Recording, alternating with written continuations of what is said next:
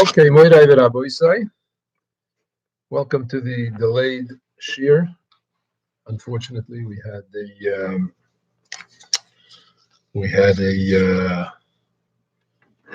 a situation. My grandfather passed away last week, so we couldn't do the shir then. So I think that this shir will be the Ilin Nishmasai, the Ilin Nishmas, Reb Shalom Mendel, Reb Shalom Menachem Mendel, Reb Eliyahu, Alav Shalom. The title of this shir is as follows. It's a little bit of a long title. We grow up into a chassidish religious community and quote, I don't have a choice to live any other kind of life. How do I properly go from living the taught way of life to understanding and choosing that way of life for myself? So last week I was at a kinus of Mechanchim, of Sifta Mechanchim and Zal Mechanchim. And over there I met a certain person, a big Mechanech, who was, authority on chinuch and gives a lot of speeches and talks. And I said to him that I'm supposed to give a class about choosing the right way of life, after you've been raised in a certain way and to actually choose that way. So maybe you have some advice, something you could tell me that I could share. And he told me interesting nakuda, which I would like to share with you in the course of the shir, kind of as a hakdama to this topic.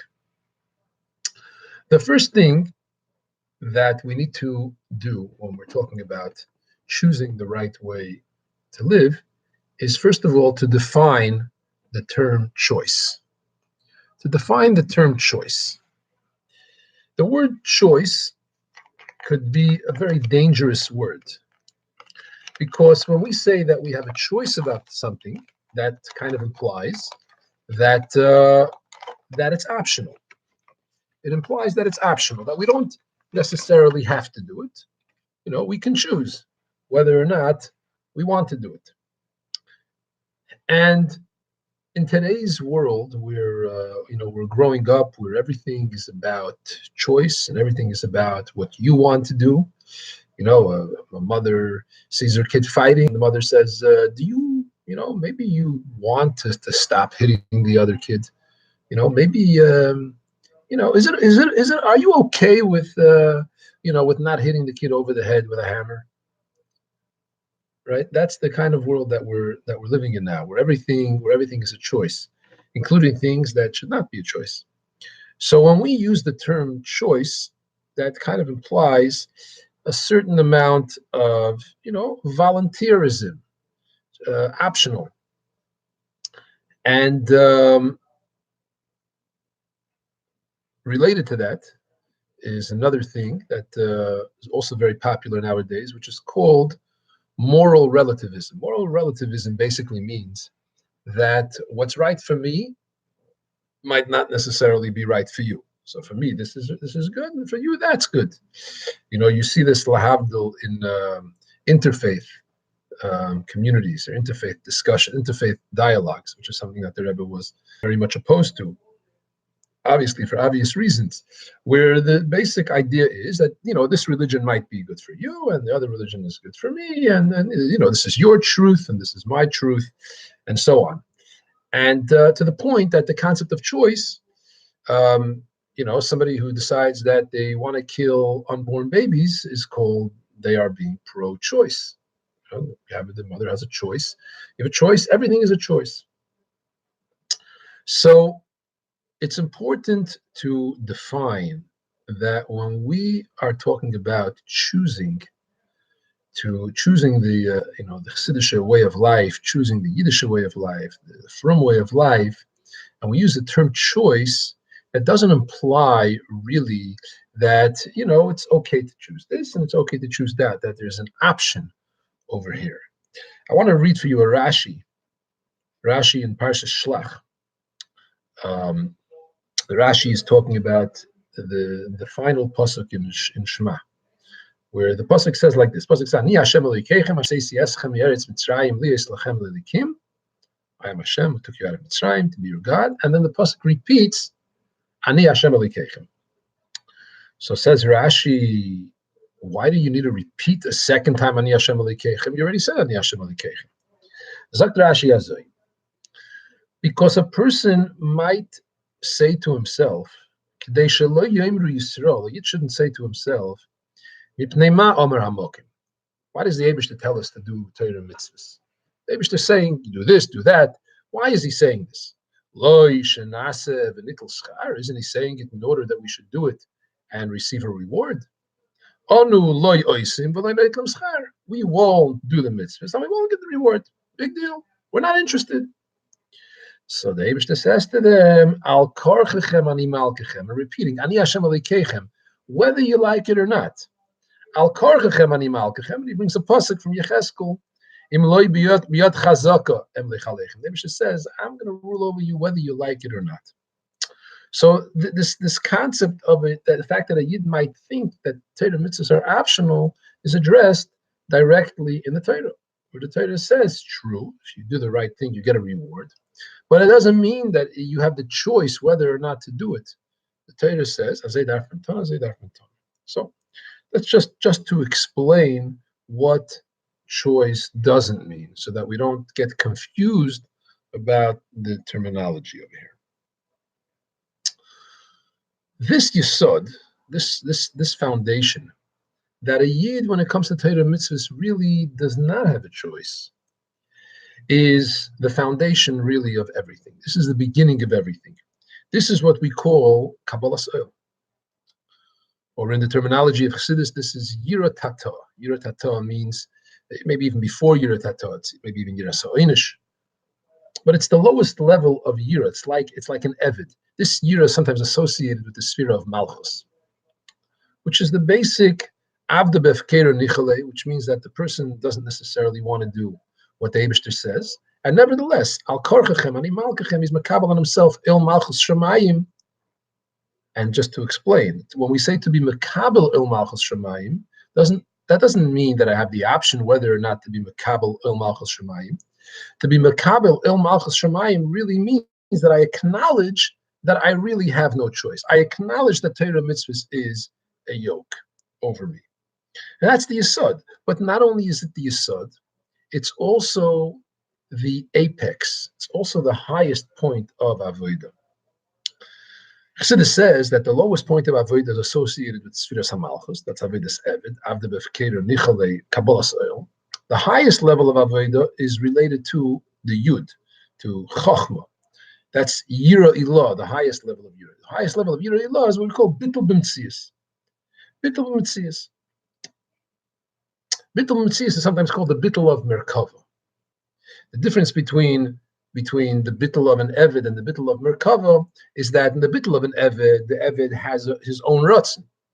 Elamai, he's forced by his master to do the right thing. In the Bittul of Merkava, Melchatchila, the Merkava doesn't have his own Ratzon. Automatically, the Merkava does what the Reichiv wants it to do. It's not even a decision. It's not even a follow-through. The Merkava is led by the Reichiv to do whatever the Reichiv wants. So, in between Yira Tata and Yira Ilah, we have various levels of Ava. Ava Pshat is that a person serves the Eibishter out of love. He wants to do it. So I think that when we're talking about the realm of choice, talking about choosing to do Torah mitzvahs, what we're really referring to is this in-between level, the level in between Yira Tata, which is the foundation, and Yira Ilah, which is the highest point, the Bittul of Merkava. In between, we're talking about Ava. We're talking about how do I come to do Torah mitzvahs, not only because I have to, but also because I want to. So it's not negating the fact that I have to, but the point is I'm looking not only to do it because I have to, but also because I want to out of Ava.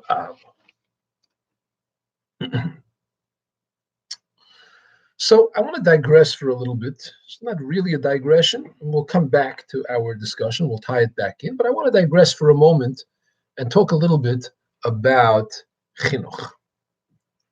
About chinuch. In today's world, some people think like I mentioned earlier, that everything is a choice. We have to offer our children choices. You can't tell your child what to do. You have to offer him choices. Um, instead of saying, "Do you want to?" Instead of saying, "You have to go to sleep now," you have to offer your child a choice. You want to go to sleep in 5 minutes or in 10 minutes. Now, as a matter of fact, as a tactic in getting your disruptive child to go to sleep, it's an excellent technique. In other words, as long as you're okay with your child going to sleep in 10 minutes from now, so you're offering him two choices, either one of which you're comfortable with. You feel the kid feels empowered, and it actually works. It's practical and it's useful. And as a technique, it's okay under in certain situations. I'm not against that technique when appropriate. But the idea that it's an ideal that you have to offer a kid a choice because that's the right thing to do, that the kid has to always be able to choose, that concept comes from Goyish Hanachas, from Goyish ideology. It comes from an ideology that you can't impose anything. There's no gvura. It's usher to have any gvura, to educate a child with any gvura. Has to be completely chesed. So I want to point out an important nikud, and that is that the same Goyish Hanachas, the same not Jewish attitude that gave us, going back centuries, millennia, in the ancient Greece, there was a section of Greece that was called Sparta. And in Sparta, they would take children away from the family, from the parents at a very young age. They would raise them together in like a military academy from when they were very young. Any kid who displayed any type of weakness, they would throw them off the cliff, and only the tough survived. And they would raise them like soldiers, and so on and so forth. With total gevura, everything was straight up only gevura. The same ideology which brought us and Kilo, these people were the enlightened ones.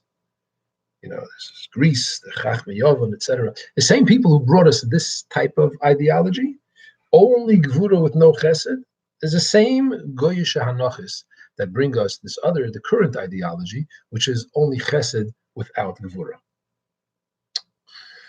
This is the realm of Klippa. The realm of extremes, the realms of either all the way Gvura or realms of all the way Chesed, that's the realm of Klippa, which is Mushrish in the Olam HaToyu. Olam HaToyu, you had Nekudis, called Olam HaNekudim, where you had every sphera was that sphera to the extreme.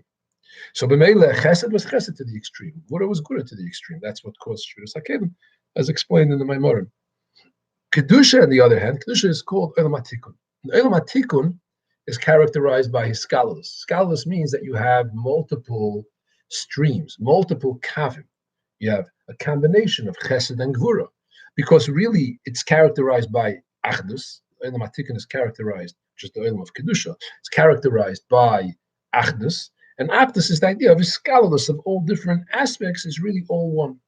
So B'meila, when it comes to raising a child al pi Torah, when we're talking about being mechanech a child al pi Torah, it's very important to realize that you have to have both aspects. There has to be a hiskalus, a combination of chesed and gvura, a foundation of Kabbalas oil, and on that, a structure, a building of ahava.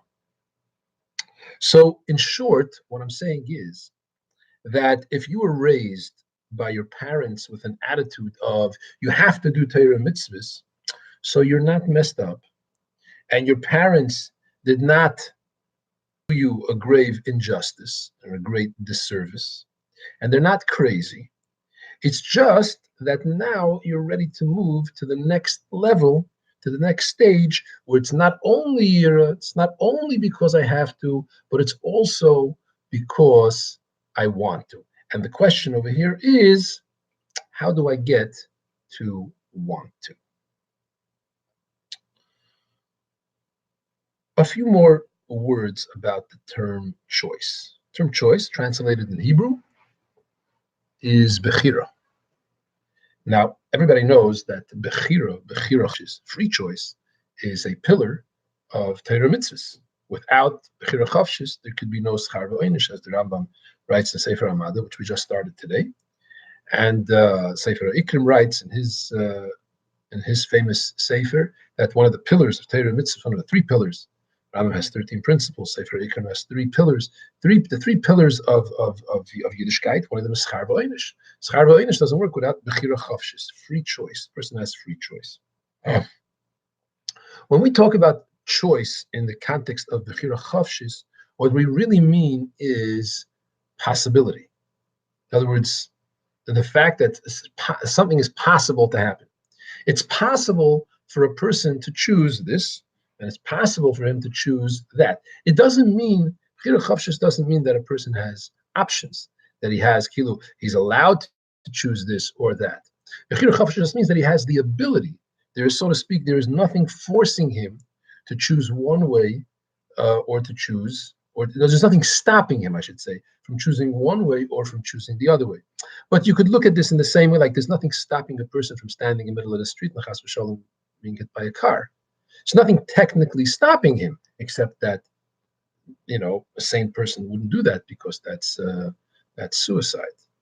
So al derech zeh and aveira is kind of the same idea. It's a person can technically do it, but it doesn't mean that he has an option, a real option, like you have option A and option B, and you get to choose which one you want to do. No, it just means that you have bechira chavshis, meaning that nobody can stop you.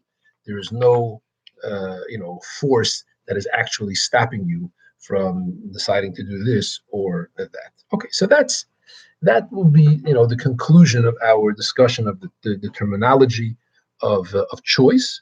We define that what we're really looking over here is to develop not only an aspect of yira in approaching Torah mitzvahs, but also to develop a geschmack, an aspect of ava.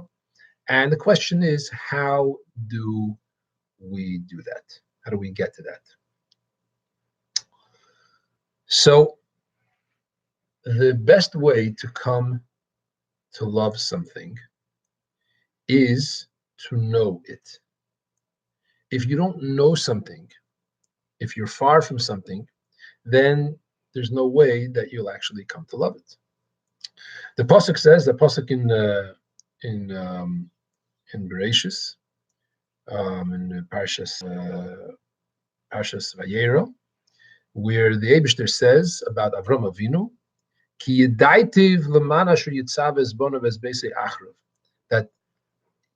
that Avram Avinu is a person that yedaitiv, is a person that I know. Says Rashi. What's Taichi yedaitiv?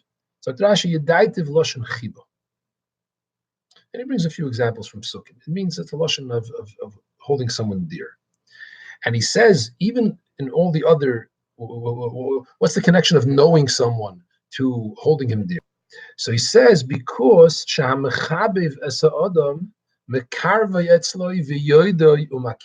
that a person who loves someone draws the person close, and he knows him. He really, really knows him, and he knows him intimately.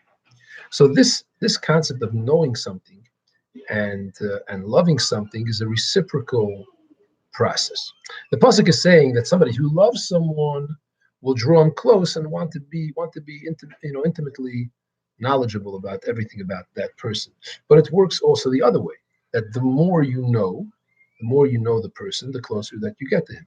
It's reciprocal. The more you know about him, the more you love him. The more you love him, the more you want to know about him.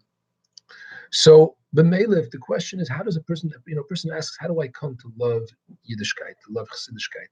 How do I bring myself to do that, to reach that place? So the answer, number one, first and foremost, is know about Yiddishkeit, know about Chassidus, which means learn about it. Practically, if a person doesn't know, he doesn't feel comfortable around halacha, he doesn't feel comfortable around davening, because Pasha because he doesn't know. There's no way that he can come to love it. How's he supposed to come to love it? He doesn't know anything about it. It's like a stranger to him. Even if he does it, but as far as his mind and heart are concerned, he's really far from it. The pasuk says,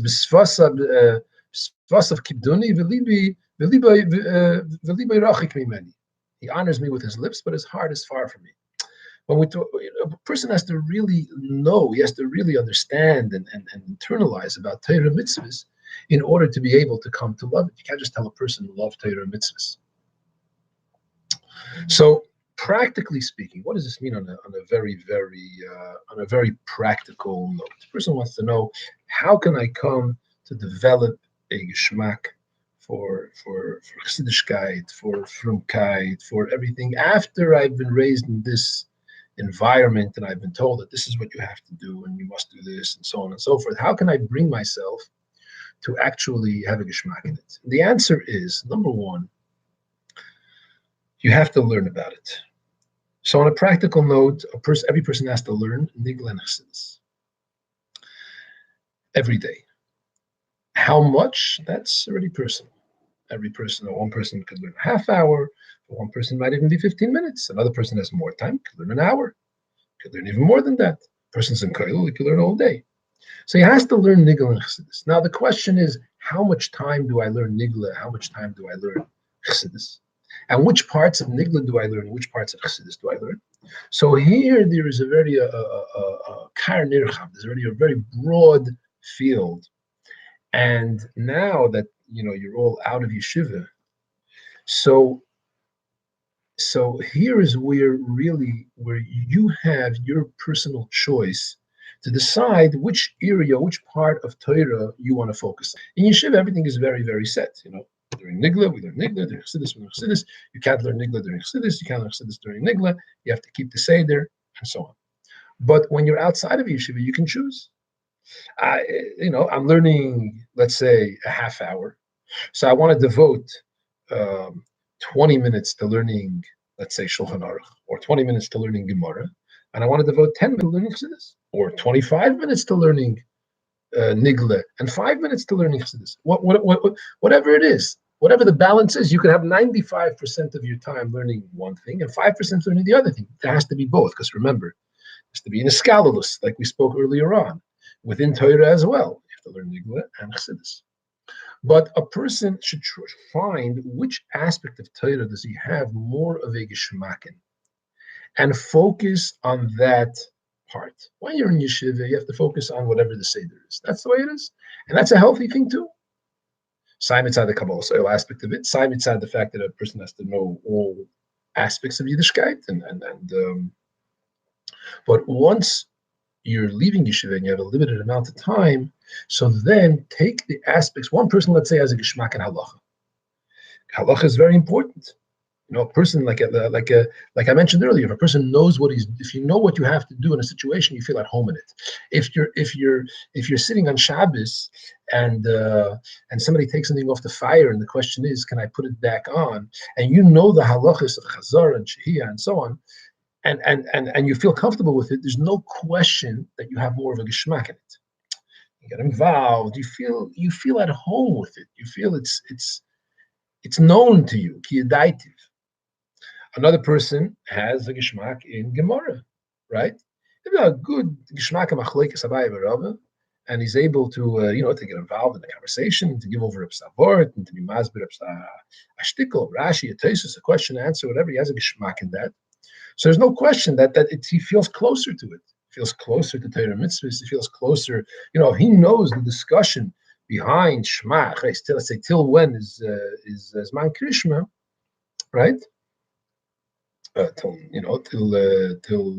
Netz, or till Shalishois, or Chveis, or Kishma, Kishma Shal Arvis, right? Till Chatzois, or till Atshiyal Hamad HaShachar, and he knows what's behind it, and he knows, are we talking Deiraisa, are we talking Drabanan, etc.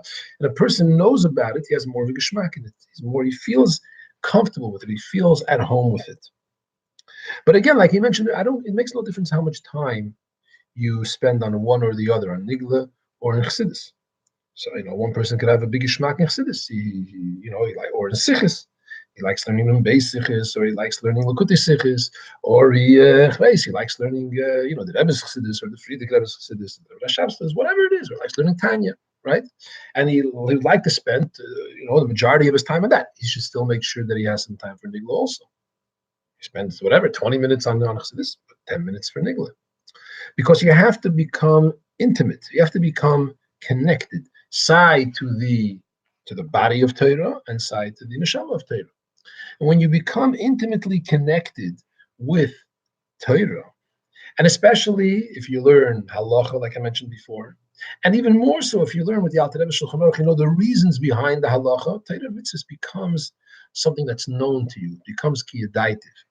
And when you daitiv, when you know it, so then you become comfortable with it, and you start having a shmak in it, and you start doing it. But it's very important over here that to recognize that that you have to approach the learning with a whole different attitude than you have in yeshiva. Because in yeshiva, you have to learn. Whether or not you do is a separate issue, but you have to learn. There's a chiyuv. Now, be'emes, you also have to learn, but there's no set amount of how long and how much and so on and so forth. So you have to be able to switch that mindset and be able to tell yourself, I want to learn. Even if it's, so to speak, convincing yourself and superimposing it on yourself and telling us, I want to know this. I want to know what the Maimer says, not just learning the Maimer of Kabbalah. So I'm learning the Maimer. This is what the Rebbe always talks about when he uses the words, Adaita denafshe. What's the Adaita denafshe? Adaita denafshe means I'm learning it for myself. Not learning it because I need to get a certain amount on a test, or I need to get something, get a mark for my parents or for myself, whatever. Adaita denafshe means that a person is learning because I want to. I'm learning the Shulchan Aruch because I want to know the halacha. I'm learning the Gemara because I have a geschmack in it. I'm learning the chassidish because the mamish turns me on. I'm learning the sikha because I mamish collect the finger. So those things, that attitude is a radically different attitude than some people can have in yeshiva also. But the Kabbalah, this is very different than the Kabbalah aspect that a person has in yeshiva, where he's learning because time. And it's reflected in the fact that I can choose how much time I want to spend on this, how much percent of my time I want to spend on this topic, and how much I'm spending on the other topic. So this is a very important because a person is going to sit down, he's going to start learning Isaiah with the same, shaking back and forth and doing it to be yoitz, he's missing the point. But there's nothing wrong with convincing yourself. You could tell yourself, convince yourself, red zechain. The thing is, convince yourself, I want to sit down with a thing and say, I really want to know what the Sikh is saying. Sikh asked the question. I want to know the answer. Tell it to yourself. Nowadays there's a concept that's called in the self-help community, it's called affirmations. You affirm something to yourself, I every day in every way, I am getting better and better, right? Whatever it is. So you convince yourself, I want to know the answer to the question, the Sikh. I want to know these halachas. Right? I want to know this shtickle gemara. I want to know this maimer. I want to know the answer to the question. I want to know and understand. I want to have a deeper understanding. And when you come with that approach, even if it's superimposed, so whatever you learn will automatically become more absorbed inside. It'll become part of you, and you'll know it. You'll have the yudaitiv.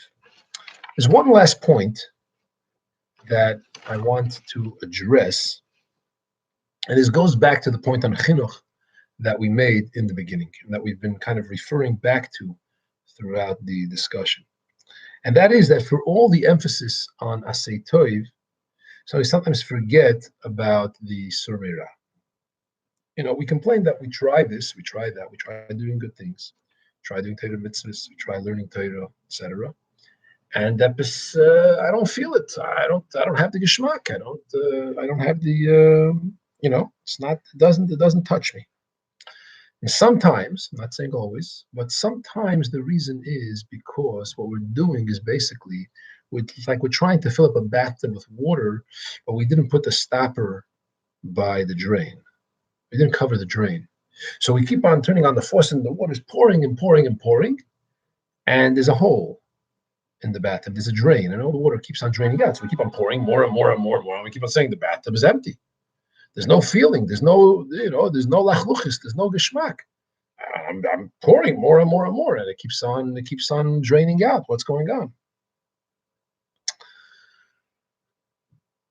We have to realize that if we want Torah mitzvahs to affect us, you got to pay also. You have to give up something also. A person has to give up something also. I'll mention the sikha. context is not so. Yeah, maybe it is important. It's not important, whatever. But the context. The Rebbe was saying that people have tinus that they don't chassidus and it doesn't affect them. Zog the Rebbe, I wonder that it doesn't affect them. What's been a gay Shmiras Abris? So that's not what our discussion is not about that. The point I'm trying to bring out is sometimes a person, if he keeps pouring the water, but he doesn't stop the drain, he doesn't put the stopper on the drain, he's not doing the surmeira, he's not letting go he's not stopping the energy from being wasted in somewhere else. So yeah, of course it's not affecting him. Now, it's not to say that a person has to become a tzaddik gomer overnight, but the basic idea that I can't do everything that I want and then complain that the chassidus that I learned, the nigga that I learned, everything that I learned, etc., doesn't affect me. It doesn't. It's a two-way street. The Eibishter says, yes, I want you to do this, but if you're complaining that that you don't have a geschmack in it, that it's not affecting you, there's a second half. There's a second half to the equation also. There's pouring the water into the bathtub, but there's making sure that the water doesn't get out of the bathtub. You got to stop the drain also. Now, the starting point, because we're chassidim, the starting point is always turn on the water. That's always the starting point. The starting point is start learning, asay toiv, do the right thing, do what you need to do, etc., etc., etc. But it's got to come along with surmeira. And by surmeira, we don't mean chas v'shalom, negative or depression or chas v'shalom. Surmeira just means like the Alter Rebbe we learned in our last few weeks in Igeres HaTshuva. Mitzvahs HaTshuva min HaTorah yazim asachet bulvad. Just give up something that you shouldn't be doing that you have been doing, and give it. That's it. You have to pay. You have to pay. You have to pay to you got to pay to play, like they say. And paying means giving something up. Don't think you could be yotze paying with just with learning, just with the asay toiv. The asay toiv is that's what you need in order to make it work. But that's supposed to be filling yourself up with the energy. But if the energy is being wasted because you're not stopping it from going somewhere else, if you're not doing the surmeira, then you didn't actually pay. And then a person is trying to be he wants to have elam hazah, he wants to have elam haba. It doesn't work. It doesn't work. Been there, done that. It doesn't. It's not effective. It's not effective. So b'meile. So again, a person has to focus on the chassidus and the nigla and the learning and the geschmack and getting to know Torah mitzvahs, becoming comfortable with Torah mitzvahs, and at the same time making sure that it doesn't all get wasted. I'm reading over here. I'm going to read over here the some of the artists. Anybody who has an artist is welcome to post it. We're coming to the end of the discussion over here. Eitan says, is that necessarily always the problem and one doesn't find the Torah learns affecting him? I.e., there are some people who are dafka pretty good with the surmeira, but when it comes to asay toiv, it doesn't seem to really make a mark. I believe when a person is good with the surmeira and they choose a part of Torah that they feel is geschmack to them and they focus on it and they learn it adaita d'nafshei. I can only speak for what I found with myself, and I could only imagine that other people would have a similar experience. That if person's taka focused on surmeira and he's taka focused on the asay toiv and especially again on the learning aspect of it and on a part that talks to him, that he has a geschmack in. If a person who says I don't have a geschmack in any part of Torah, something either he hasn't found that part of Torah that he has a geschmack in, maybe he hasn't found the particular Maimonic chassidus that talks to him, or he hasn't found the particular field, that talks to him or whatever. But a person who finds no part of Torah interesting or geschmack to him or whatever, I don't know. I find that difficult to really to really buy that a person that is no part of Torah, which talks to the person. Again, I could be, I could be wrong. Maybe maybe for a person, for those people that are the Hadassim and the Lulav, maybe for them, maybe that thing would be a geschmack in doing a yid a favor and doing yid a teva. Maybe that's his entrance point into having a geschmack in klolos hatayra mitzvahs. Maybe it could be. I don't know. But I personally believe that everybody has to have an aspect, an element of Torah, which talks to him, which is geschmack to him, which ultimately inspires his Yiddishkeit. It's really the inspiration, the geschmack, the chayas in Yiddishkeit comes from learning. Sai nigla, sai chassidish, not only chassidish, but also nigla. So, if anybody has any other ha'aris, feel free to post. Okay, so Mamish, we kind of just touched on that. Mendy Berkowitz's question is a geschmack in a mitzvah any less than a geschmack in limud? I can't say that. I won't say that. It's a different type of geschmack, and I think that, so to speak, the geschmack in learning has a more general effect on the person's klolos dike Yiddishkeit. When a person has a geschmack in learning, I think it inspires and uplifts more of his Torah mitzvahs in a klolos dike oifen. Whereas if he has a geschmack in the mitzvah, sometimes that is only for that particular mitzvah. It doesn't necessarily spill over to other places. Again, what I'm saying now is b'derech efshir. This is the way it seems to me. But I think it could definitely be an entryway into getting a geschmack, starting with a geschmack in one mitzvah, and maybe it does, in some way affect a person's other Torah mitzvahs. But all of Torah mitzvahs affects all the rest of Torah mitzvahs.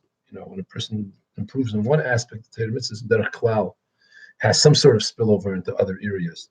But we're talking here specifically about having a geschmack in it, at least the way that I defined it in the beginning of the shir. That how do I really get to enjoy it, to have appreciation for it, etc., has to come, in my opinion, mainly, at least, from learning.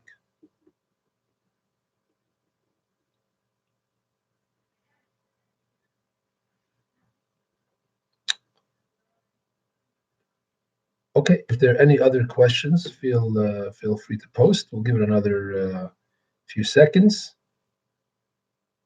and then we'll wish everybody hatzlacha in your Torah mitzvahs, in your Yiddishkeit, in getting a geschmack in it.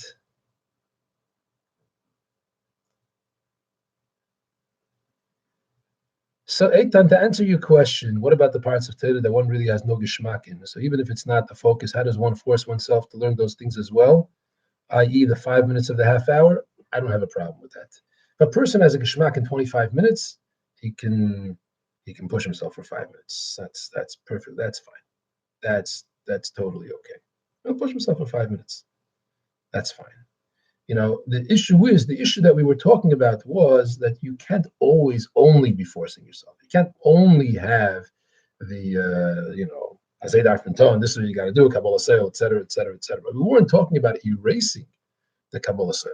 That was our whole point. Your parents didn't mess up. When they say that you have to do it because of Azay Darfenton, that's correct. So for the 5 minutes of the half hour, for the part that I don't do, forcing myself is important. The issue is I shouldn't only be forcing myself. I should have also a geschmack and a chayis and the thing. So for that part of the whatever it is, whether the nigla or the chassidus, that I don't have a geschmack in, no, I'll force myself a little bit. Al derech, like a person may force himself to learn Chitas and Rambam because of this kashrus element in it. So this is part of my spiritual self-help. It's a healthy thing. It's a good thing. All right. You have my number if you want to discuss things further. And may we be zoiche to a Kitzeran Meshechni offer. See the Rebbe take it from Yad Mamish. This shir was also supposed to. It was also supposed to be given by Rabbi Barris. Obviously, I can't come close to his Etzbek Tano, but that the shir should also be a Ilin Shmosei, Chaim Shnei Zalman, Reb Shalom Shimon Yaakov, and we should see him also. Kitzeran Meshechni offer, take it from Yad Mamish. And we should hear B'Suris Tevis, Tamid Kol Hayomim. Slach Rabbe, everybody, Zeit gesund.